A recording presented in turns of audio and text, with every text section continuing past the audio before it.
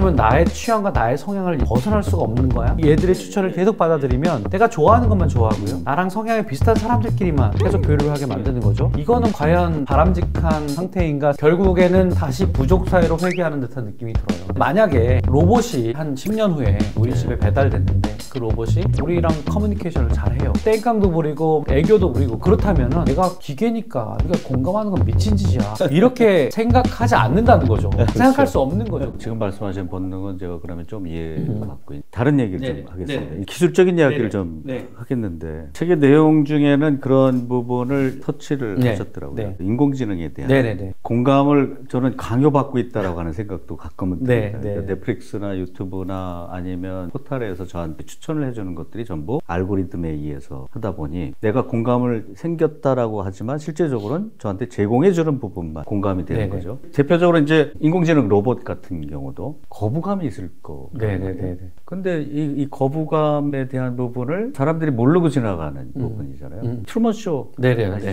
완전 모든 것이 다 통제되어 있는. 그거 몰랐잖아요. 처음에. 모든 게 페이크인데. 나중에 알고서 그거에 대한 엄청난 거부감 때문에 거기 떠나는. 그러면 우리가 인공지능에 대한 호감도에 사람들이 모르고 있는데 너무 일방적으로 제공되는 거 아니냐. 뭐 인공지능이나 알고리즘에 대해서 두 가지 측면에서 얘기할 수 있을 것 같아요. 하나는 알고리즘이 주는 추천, 이런 것들이 우리를 어떠한 공감 상태로 만들게 하는 걸 보면 우리의 성향에 따라서 추천을 해주잖아요. 기가 막힌 알고리즘이지 않습니까? 어떻게 내가 좋아하는 걸 얘가 기가 막히다 라고 하는데, 그게 기가 막히면서 한편으로는 다시 한번 생각을 해보면 그러면 나의 취향과 나의 성향을 벗어날 수가 없는 거야? 얘들의 추천을 계속 받아들이면 내가 좋아하는 것만 좋아하고요, 나랑 성향이 비슷한 사람들끼리만 계속 교류를 하게 만드는 거죠. 그렇다면 이거는 과연 바람직한 상태인가 생각을 해보면 결국에는 다시 부족 사회로 회귀하는 듯한 느낌이 들어요. 그래서 지금 아주 중요한 말씀을 저는 딱 듣는 게 뭐냐면 과거에는 물리적으로 어떤 굴레의 부족주의였지만 지금은 알고리즘까지 통한 부족주의라고. 디지털 부족, 물리적인 부족 사회에서 디지털 부족 사회로 가는 거죠. 그러니까 인류 역사를 보면은 점점 공감의 반경을 넓혀왔고, 우리가 전쟁을 지금도 하지만 그럼에도 불구하고 인류의 문명의 역사를 보면 결국에는 공감의 반경을 넓히는 쪽으로 갔어요. 200년 전만 해도 여자는 인간이 아니었고, 100년 전만 해도 아이는 인간이 아니었고, 흑인도 인간이 아니었지만 지금 모두 다 동등한 권리를 갖고 있다고 헌법이 얘기하고 있잖아요. 그게 법과 규범 아닙니까? 우리는 가만히 있으면 친숙한 사람들이 제일 편하고, 만나던 사람들의 얘기를 제일 잘 듣고,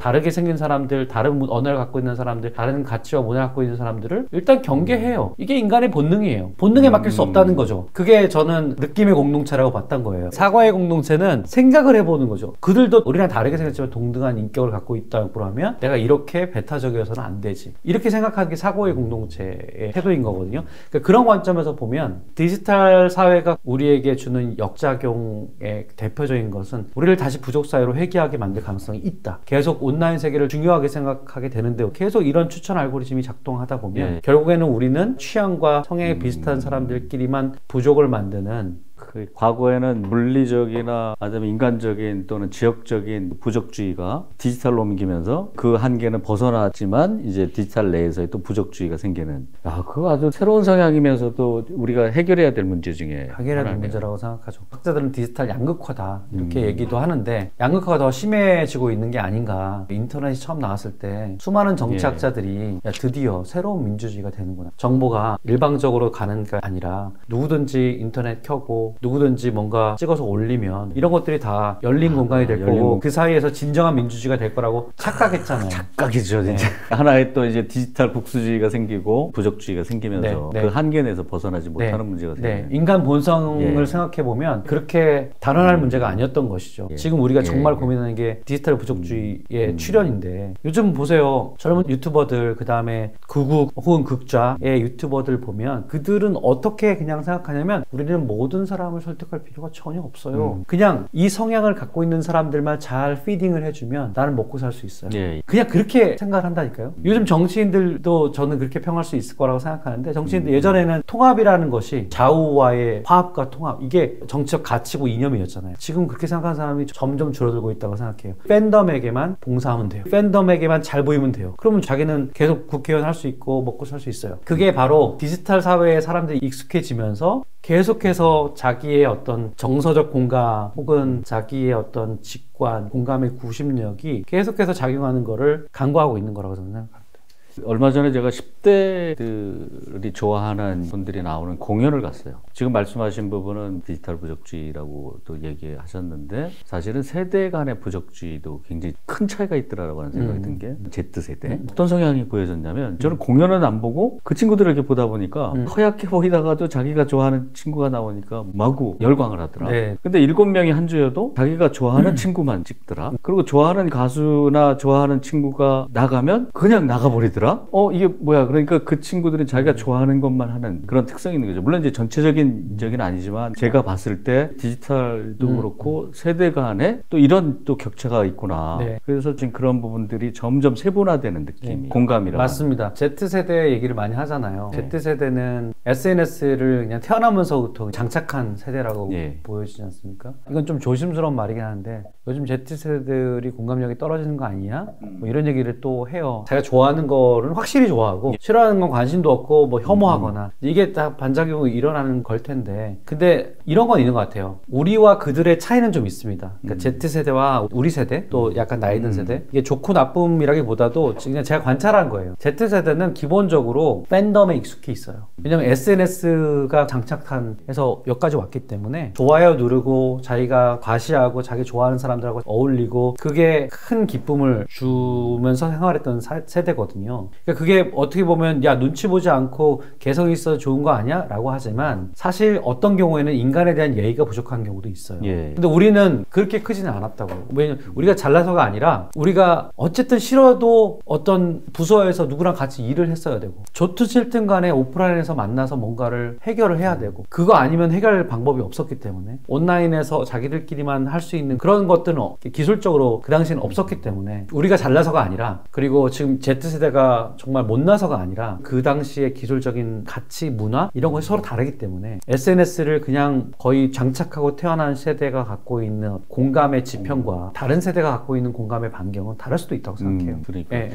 저도 Z세대를 이해는 하지만 행동을 같이 할 수 없잖아요. 근데 이해라고 하는 것도 피상적인 이해고 실제적으로 우리가 경험을 해본 이해가 아니기 때문에 저는 약간 다른 생각을 또 한번 해보는데 원래 페이스북이 소셜이지만 30억의 그 가입자가 있지 않습니까? 네. 근데 5,000명으로 제한이 돼 있어요. 네. 그러면 젊은 Z세대나 MZ세대들은 3,000명, 5,000명, 2,000명, 100명 자기네들의 부적주의가 있지만 결국 소셜이라는 게 연결이 돼서 30억이 된 거고 인스타그램도 젊은 친구들이 많은데 몇백 명 이렇게 있는 친구들이 이렇게 하나에 연결이 돼서 10억이라고 하는 인구가 된 것처럼 우리는 전체주의를 얘기하고 부적주의를 얘기하지만 이 친구들은 자기 나름대로 연결로 더 새로운 짱을 하는 거 아니냐. 교수님이 얘기하신 이제 공감의 반경을 넓히는 방법이 우리하고는 다르기 때문에 우리가 이해를 못하는 거 아니냐. 뭐 이런 생각이 좀 드는 거예요. 그런 부분도 있는 것 같아요. 나이 든 세대들은 보면은 다양하게 관계 맺기보다는 주로 관계를 돈독하게 다지는 쪽으로 많이 해왔죠. 근데 지금 젊은 세대들이 한편으로 되게 쿨하면서도 피곤해하는 부분은 이런 것 같아요. 지쳐있는 거기도 한데 너무나 많은 채널들이 있잖아요. 온라인부터 오프라인까지 동호회부터 시작해서 직장은 그 중에 하나고 우리 세대는 직장이 거의 전부였다 그러면 여기는 직장이 하나겠죠. 나머지는 뭐 수많은 채널들이 있는 거죠. 수많은 채널들에 어떻게 다 공감을 뻗칩니까? 그러니까 되게 피상적이죠. 여기 가서 찔끔 저기 가서 찔끔 할 수밖에 없는 거예요. 왜냐면 우리가 공감을 하면 피곤하거든요. 힘들거든요. 남들의 상태에 같이 가는 것 자체가 엄청난 에너지를 쏟는 일이고요. 감정이 이입되는 건 자동으로 일어난다 하더라도 그 사람의 입장에서 생각하고 느끼려면은 그만큼 에너지를 써야 됩니다. 근데 그게 제한되어 있다는 것이 포인트 중에 하나예요. 저는 딴 데서 보니까 그 공감의 피로감이라고 표시를 네네네네 같은 맥락일 겁니다. 그게 공감을 잘하는 분들이 잘못하면 번아웃이 되더라. 사실 에너지를 너무 쓰다 보니까. 그래서 간호사들이나 의사들이 처음에 환자들을 열정을 가지고 막 보다가 번아웃이 되게 되면 그냥 하나의 그냥 신체 덩어리 이런 식으로 느껴지는 사람들이 공감을 처음에 잘했다라고 하는 거죠. 근데 너무 공감의 에너지를 쓰다 보면 그런 현상이 맞습니다. 그게 공감의 하나의 역작용이네요. 그렇죠. 그러면. 그 이해가 되죠. 의사들이 왜 우리를 이렇게 통계물 다루듯이 하는지 그 신체 덩어리처럼 생각하는지는 또 한편으로는 이해가 돼요. 의사의 입장에서 보면은 적당한 수의 환자를 케어해야지만 자기도 인간적인 경험을 할 수 있는 거죠.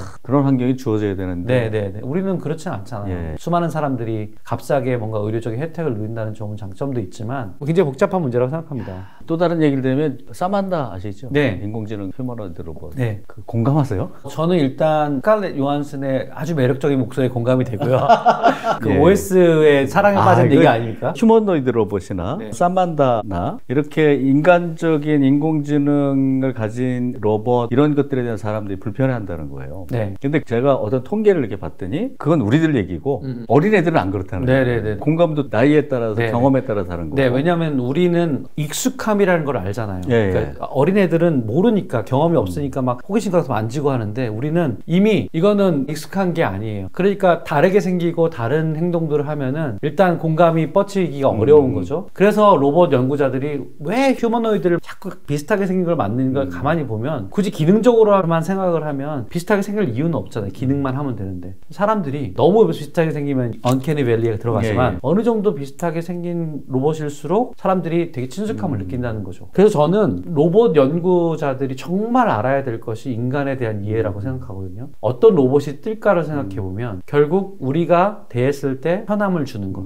반대편으로 얘기하면 어떤 거냐면 우리 사회에서 오프라인이든 온라인이든 진짜 뭔가 문제를 해결하고 갈등을 해결하려면 다른 사람과 다른 존재랑 대결을 해야 되잖아요. 컨프런테이션이 있는 거잖아요. 뭔가 문제를 해결해야 돼요. 다르지만 협상도 해야 돼요. 근데 로봇하고 그걸 하고 싶겠냐고요. 아니거든요. 그러면 로봇 컴퍼니는 절대로 그런 속성을 가진 로봇을 만들지 않을 거예요. 그러면 우리가 좋아는 하겠죠. 하지만 어떤 문제가 발생하냐면 우리 사회는 점점 더 어떤 다양성을 훼손당하는 일들이 생길 겁니다. 그러니까 그 말씀하신 그 다양성이 지역에 대한 다양성, 인종에 대한 다양성, 핸디캡이 있는 분들하고의 다양성에 대해서 다 봐왔고 어떻게 하는지를 아는데 이제 로봇도 생기고 네. 뭐 자율주행 자동차도 네. 생기고 갑자기 인간이 지금 아직 경험하지 못한 것들이 생기다 보니까 그것과의 공감이 이제 문제가 되는 거잖아요. 근데 사람들이 처음에 그걸 볼 때 용어가 불편한 골짜기라고 해요. 저게 뭐지? 시간이 지나다 보면 공감 능력 대표적인 예를 들면 제가 중국에 갔더니 전시회에서 들어가는 입구에 로봇 개가 누워 있더라고요. 저는 고장 났나 보다. 3일째 되니까 불쌍한 거예요, 개가.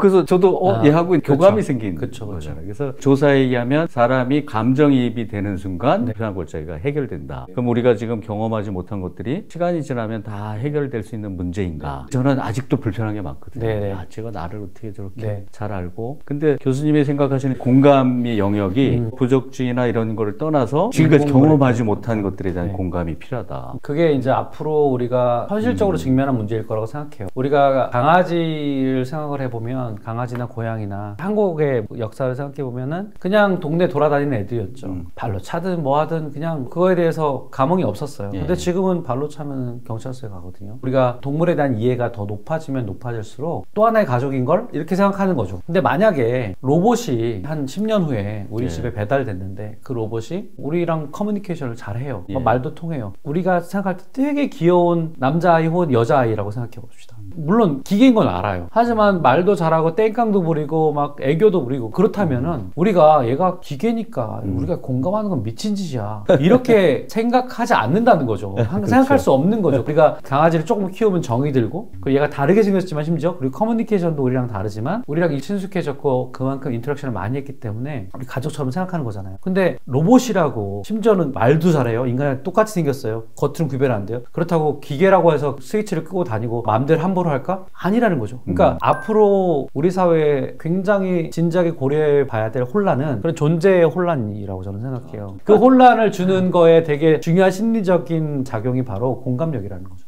우리가 그래도 다른 존재지만 인간하고 비슷한 속성을 가졌을 때 그 공감력이 뻗치는데 그게 인공물이라고 해서 여기서 스탑할 수 있는가. 마치 에스컬레이터를 탔는데 거기서 뛰어내리기 전까지는 계속 가잖아요. 미끄러져 내려가잖아요. 어디까지 갈 것인지 외계인을 진짜 우리가 맞닥뜨리게 되면 우리 공감력이 어떻게 뻗칠까 되게 궁금하거든요. 그렇죠. 전혀 진짜 그거는 상상할 수 없는.